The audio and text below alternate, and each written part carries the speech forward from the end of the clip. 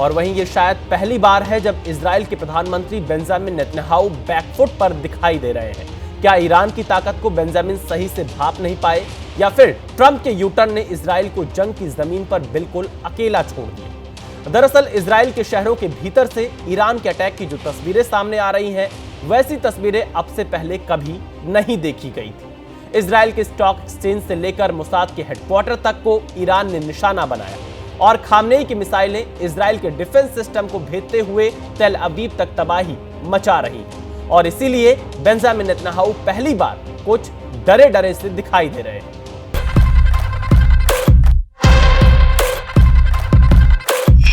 בסיומה של המערכה, כל אויבינו ידעו שזאת הייתה טעות איומה לתקוף את ישראל.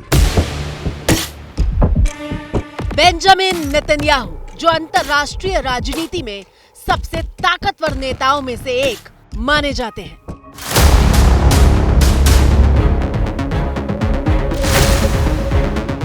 When someone comes to kill you, rise and act first. This is exactly what Israel has done today. Benjamin, जिन्हें आक्रामक और निर्णायक नेतृत्व के लिए जाना जाता है।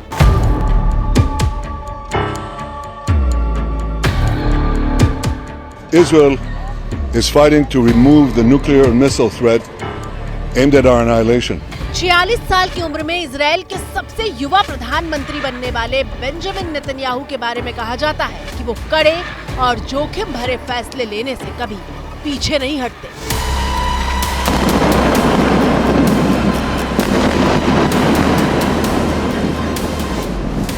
אנחנו נחסל את החמאס, אנחנו נביא ניצחון.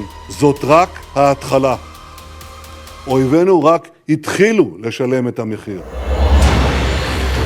पूरे विश्व में बेंजामिन नेतन्याहू की छवि एक ऐसे कठोर नेता की है जिसकी कूटनीति की सराहना भी कई मुल्क करते हैं।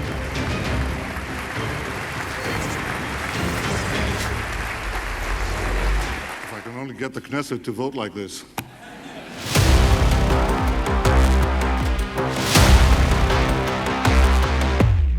अपने समर्थकों के बीच किंग बीबी के नाम से पुकारे जाने वाले नेतन्याहू पिछले कई दशकों से अपने फौलादी फैसलों के लिए मशहूर रहे हैं। लेकिन इजराइल और ईरान के बीच छिड़ी जंग में फौलाद की ये दीवार कुछ पिघलती हुई सी दिखाई दे रही है।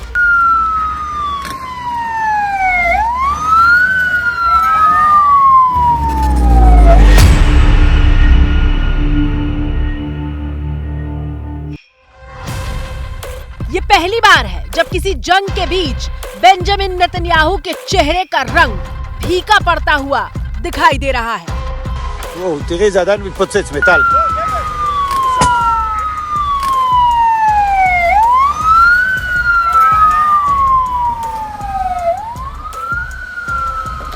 दरअसल इजराइल हमेशा से ये दावा करता रहा है कि दुश्मन कितना भी ताकतवर क्यों ना हो, उसके सुरक्षा कवच को भेद नहीं सकता। लेकिन इस बार ईरान ने इजराइल के सुरक्षा कवच को न सिर्फ भेदा है बल्कि उसे तार तार कर दिया है।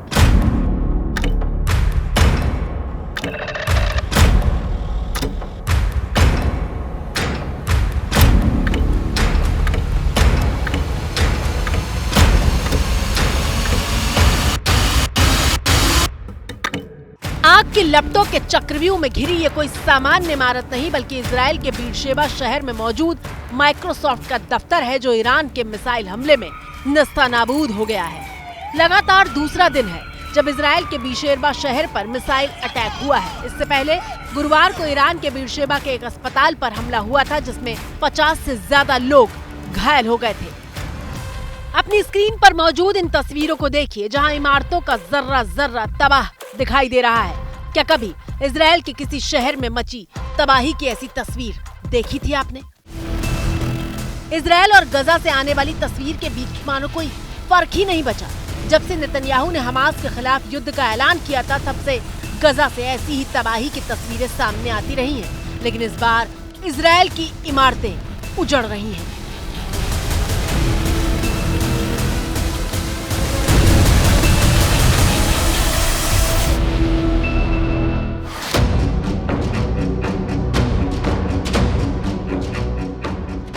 बेंजामिन नेतन्याहू मलबे में तब्दील अस्पताल का हाल जानने पहुंचे थे और इस बात की शिकायत भी कर रहे थे कि ईरान सैन्य ठिकानों की बजाय अस्पतालों को निशाना बना रहा है। We're targeting military sites. We're targeting nuclear sites. We're targeting missile sites. They're targeting a hospital. In this hospital, there are patients who are immobile. They can't even move. Right next to it is a children's ward, a baby's ward, infants. They're targeting civilians because they're a criminal regime. They're the arch terrorists of the world. They want to have nuclear terrorism, which will put the entire world under nuclear blackmail, and they would use these weapons.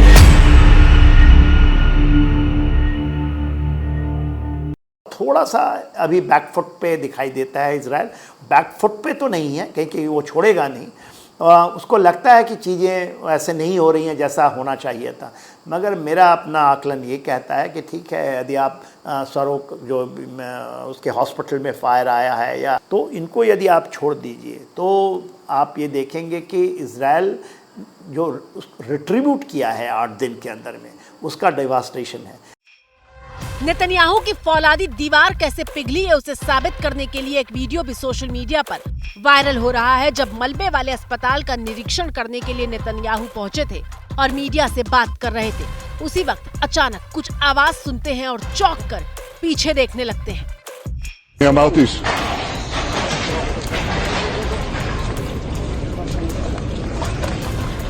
दरअसल Iran के missile attack में अस्पताल ही नहीं बल्कि stock exchange की इमारत तक तबाह हो गई है। इजराइल के स्टॉक एक्सचेंज का दफ्तर देखिए, जिसके परखच्चे उड़ गए हैं। सिर्फ इस बात का निशान बाकी रह गया है कि यहाँ इजराइल की चमकती हुई गगनचुंबी इमारत थी।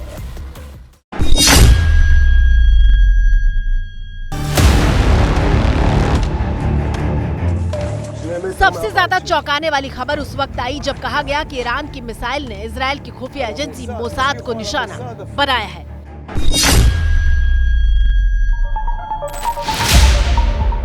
मोसाद, जिसे इजराइल की सबसे बड़ी ताकत माना जाता है, अगर वहां तक ईरान अटैक कर पा रहा है तो इसका मतलब है कि वो बेंजामिन की नस को दबा रहा है। इजराइल को युद्ध में भारी आर्थिक नुकसान हो रहा है।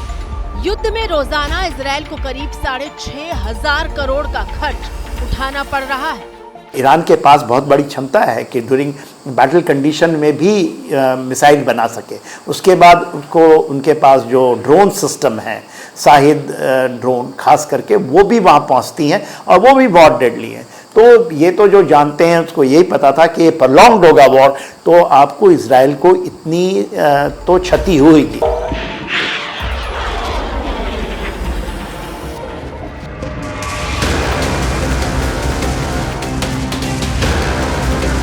इजराइल के आयरन डोम को उसका अभेद्य सुरक्षा कवच माना जाता है, लेकिन ईरान के अटैक के बाद इजराइल के डिफेंस सिस्टम पर भारी दबाव है। ईरान की हाइपरसोनिक मिसाइलें इजराइल के डिफेंस सिस्टम को भेदकर उसे भारी नुकसान पहुंचा रही हैं। क्योंकि लोगों ने ऐसा परसेप्शन बना लिया था कि आयरन डोम 100% कोई ऐसा चीज़ है जिस सब चीज़ को रोक लेगा। ये जो मिलिट्री डोमेन के अंदर में इन चीज़ों को जानते हैं, कोई भी एडी सिस्टम वर्ल्ड का जो है 100% नहीं रोक पाता है उसकी। और आयरन डोम की भी जो क्षमताएं नापी गई थी वो 90% ही है। तो यदि 100 मिसाइल फायर होता तो 10 जरूर गिरेगा। इसके अलावा जो सुपरसोनिक हैं, हाइपरसोनिक खास करके मिसाइल्स हैं, और उनके पास बहुत बड़ा जखीरा है। उसमें 2000 ये मिसाइल्स हैं जो कि इजराइल में पहुंच सकते हैं।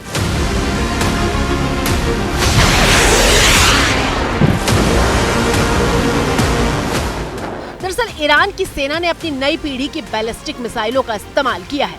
सबसे ज्यादा चर्चा सेजुल मिसाइल की हो रही है, जिसका पहली बार युद्ध में इस्तेमाल किया गया है।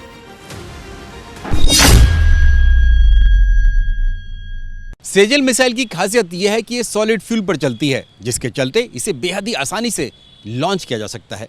जबकि जो दूसरी तरह की मिसाइलें होती हैं वो लिक्विड फ्यूल पर चलती हैं और उन्हें चलाने से पहले यानी दागने से पहले भरने की जरूरत होती है। सेजल मिसाइल को चलते फिरते मोबाइल लॉन्चर से भी दागा जा सकता है, जिसके चलते इसे लॉन्च करने के बाद आसानी से छिपाया भी जा सकता है। लेकिन ईरान अब तो एक कदम और आगे बढ़ गया है। इजराइल के खिलाफ ईरान ने अब वो हथियार निकाला है जो दुनिया भर में प्रतिबंधित है।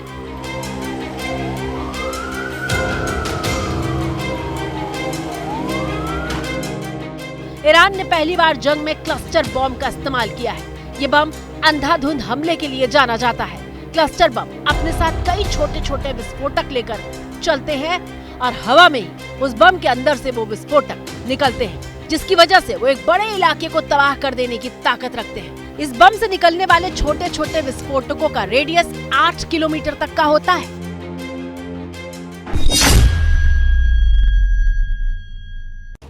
सवाल यह है कि क्या ईरान के ऐसे ताबड़तोड़ हमलों से हिल चुके हैं बेंजामिन नेतन्याहू? इजराइल के प्रधानमंत्री बेंजामिन नेतन्याहू ने यह क्यों कहा कि वो अकेले ही ईरान के परमाणु कार्यक्रम को तबाह कर सकते हैं? दरअसल इजराइल सिर्फ 8 दिन से ईरान से युद्ध नहीं लड़ रहा, बल्कि वो पिछले 2 साल से अलग अलग मोर्चों पर जंग कर रहा है। गाजा में हमास के खिलाफ जंग का ऐलान करने के बाद इजराइल एक साथ हूती से लेकर हिजबुल्लाह तक को निशाना बना रहा है। ऐसे में उसके पास हथियार तो स्वाभाविक तौर पर घट चुके हैं। उनका आयरन डोम भी ईरान की मिसाइलों से इजराइल की रक्षा नहीं कर पा रहा। मतलब ये कि नेतन्याहू को नए हथियारों की जरूरत है। और सबसे बड़ी बात, क्या नेतन्याहू ट्रंप का जंग में सीधा दखल चाहते हैं? इस सवाल के जवाब के लिए बेंजामिन नेतन्याहू का ताजा बयान सुनिए।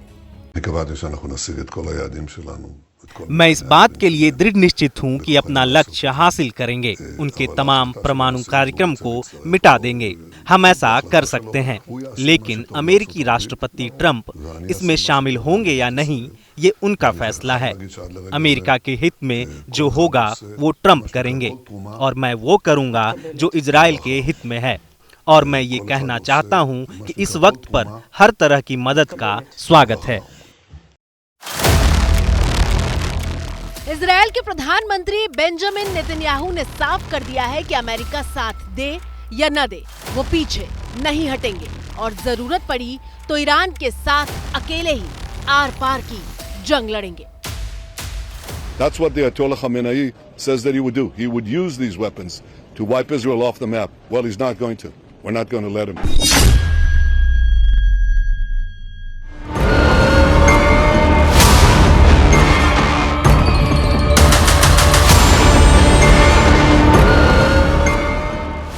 दरअसल ट्रंप अचानक पलट गए हैं। कहा तो ईरान और इजराइल के बीच छिड़ी जंग में वो G7 की बैठक बीच में ही छोड़कर चले आए थे। Why are you leaving the G7 early for Washington? Well, I have to be back. Very important. I want to just thank our great host.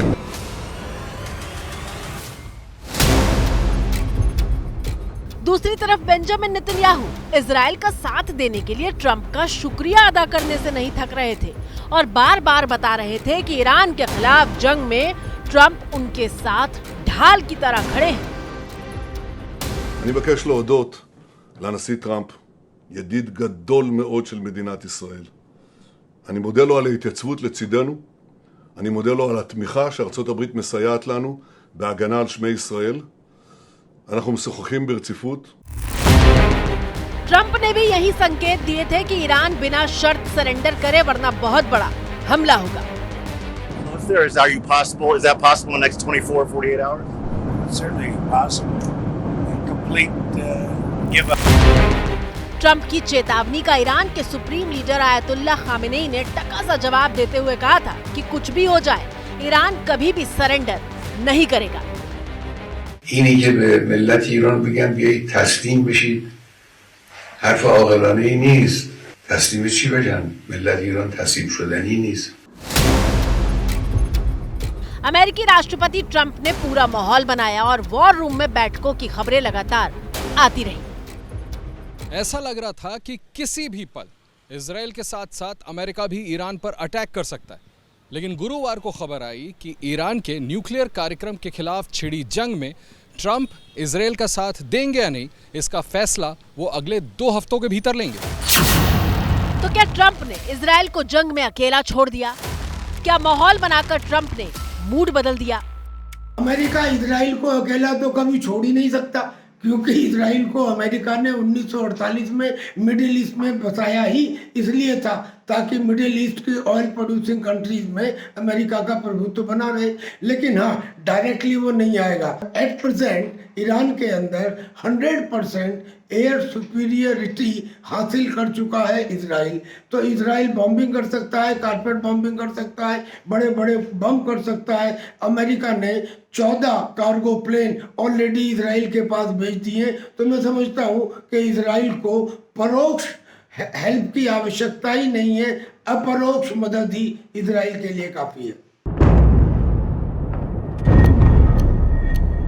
Iran के खिलाफ जंग में इजराइल बिना अमेरिका के कुछ नहीं कर पाएगा, और ऐसा हम इसलिए कह रहे हैं क्योंकि ईरान का परमाणु ठिकाना पहाड़ और चट्टान के लगभग 300 फीट मोटी तह के नीचे मौजूद है, जहां इजरायली बमों का कोई असर नहीं होगा। 13 जून को इजराइल ने ईरान के खिलाफ ऑपरेशन राइजिंग लायन शुरू किया था।